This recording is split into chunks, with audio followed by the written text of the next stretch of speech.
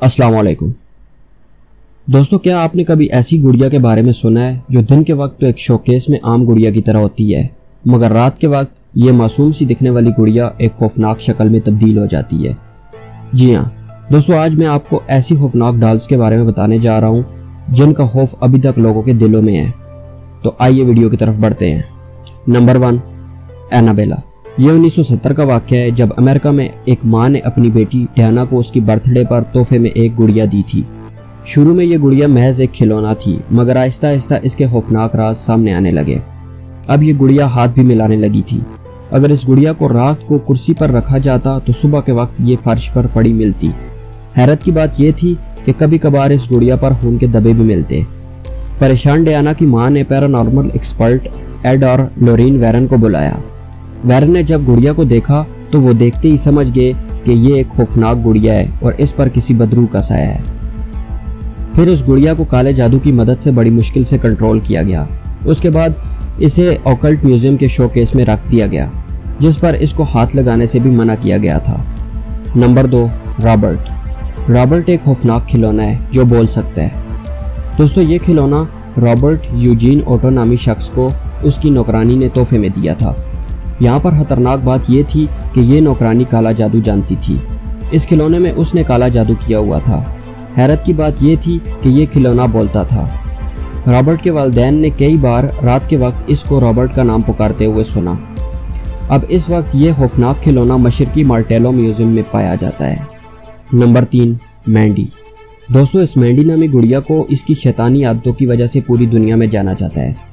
जिस कमरे में ये शैतानी गुड़िया रखी गई, सुबह के वक्त इस कमरे का सामान बिखरा पड़ा होता, जैसे किसी ने गुस्से से चीज़ें इधर उधर फेंक दी हों। मजीद ये कि जिस कमरे में मैंडी को रखा गया, आधी रात के वक्त उस कमरे से किसी बच्चे की रोने की आवाज़ें आती थी और कमरे की खिड़कियां खुद ब खुद खुल जाती। यहाँ तक जब इस गुड़िया के साथ किसी दूसरी गुड़िया को रखा जाता तो सुबह के वक्त उस गुड़िया के टुकड़े मिलते। 1991 में यह गुड़िया बरतानिया के कोलंबिया म्यूजियम में दे दी गई। नंबर 4, ओकीको। ओकीको नामी गुड़िया एक ऐसी गुड़िया है जिसके बाल बढ़ते हैं। दोस्तों, ये पुरस्कार वाक़या 1918 में पेश आया जब जापान से ताल्लुक़ रखने वाली 17 साला अकीची सुजुकी ने इस खौफनाक गुड़िया को खरीदा था। इसने ये गुड़िया अपनी 2 साल की छोटी बहन ओकीको के लिए खरीदी। अफसोस की बात यह थी कि 1 साल के बाद इसकी बहन ओकीको सर्दी की वजह से इंतकाल कर गई। ओकीको की फैमिली ने ओकीको की इस गुड़िया को बतौर याद संभाल लिया और इसका नाम ओकीको रख दिया। कुछ वक्त के लिए सब कुछ ठीक चल रहा था, मगर कुछ टाइम बाद अजीबो गरीब वाक़यात होने लगे। ओकीको जब जिंदा थी तो इस गुड़िया को बहुत प्यार करती थी। यही वजह थी कि इस गुड़िया में उसकी रूह घुस चुकी थी। इस गुड़िया को एक टेंपल में रख दिया गया क्योंकि फैमिली उस घर को छोड़कर चली गई। हैरत की बात यह थी कि इस गुड़िया के इंसानी बाल खुद ब खुद बढ़ रहे थे, जो कि घुटनों तक चले गए।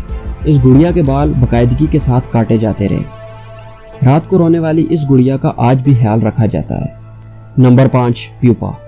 प्यूपा असली बालों वाली गुड़िया है।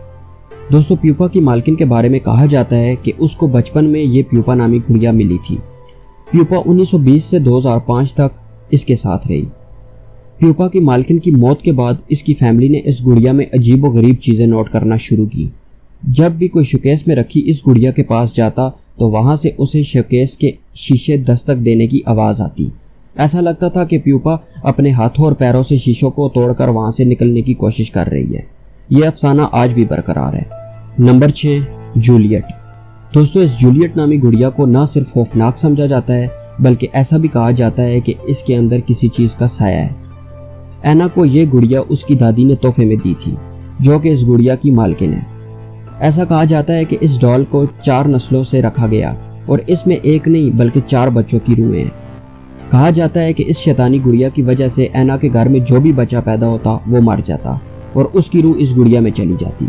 रात के वक्त ये 4 रूहें इस गुड़िया के अंदर से रोने की आवाज़ें निकालती। आज भी ये गुड़िया एक ही खानदान के एक ही कमरे में मौजूद है। दोस्तों, आज के लिए बस इतना ही। हमारे चैनल को सब्सक्राइब करें और कमेंट सेक्शन में अपनी कीमती राय का इज़हार करें। शुक्रिया। अल्लाह हाफिज़।